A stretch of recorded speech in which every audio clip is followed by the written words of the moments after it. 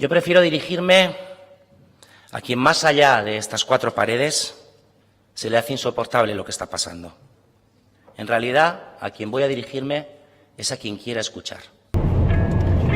Y aquí estoy, claro, porque antes que cualquier otra cosa soy bombero.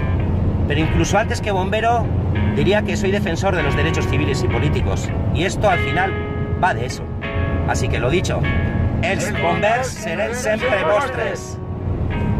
Pero algo que se está intentando mantener oculto y que sin embargo, gracias a la desobediencia, a la objeción de conciencia que hizo un bombero, Inar Robles, hace unos meses, todos supimos que se estaban cargando en el puerto de Bilbao bombas, armamento, explosivos, todo tipo de material bélico que va camino a Arabia Saudí y que termina siendo utilizado en la masacre de Yemen, en los bombardeos que se están llevando contra la población civil. Resumo: electropolución, abuso de posición dominante, negar acceso a información al regulador, ingeniería fiscal, corrupción, competencia desleal, cobrar peajes, cobrar sin prestar servicios, manipulación de subastas, infracciones contra fauna salvaje protegida, contratos sin consentimiento, paraísos fiscales.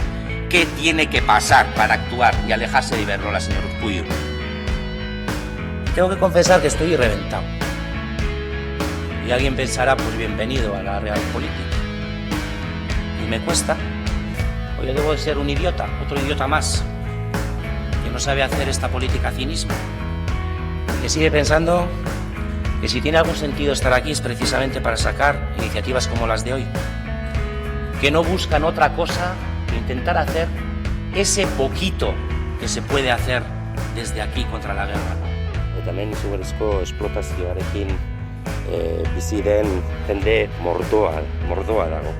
Miseria bat irabaziz, izugarrizko lan ordu pila sartzen, hor urrutian edo ikusi dezakezuen plastikozko itsasoaren zati horretan. Hurrengoan, hitz egiten dizutenean Euskal Agendaren inguruan, kontu zinitu, ea noren diruarekin eta noren mesedetarako lanean egin. Para la guerra, nada. Para la brisa, una pluma. Para el llanto, una canción. Para la guerra, nada. Para el insomnio, la luna.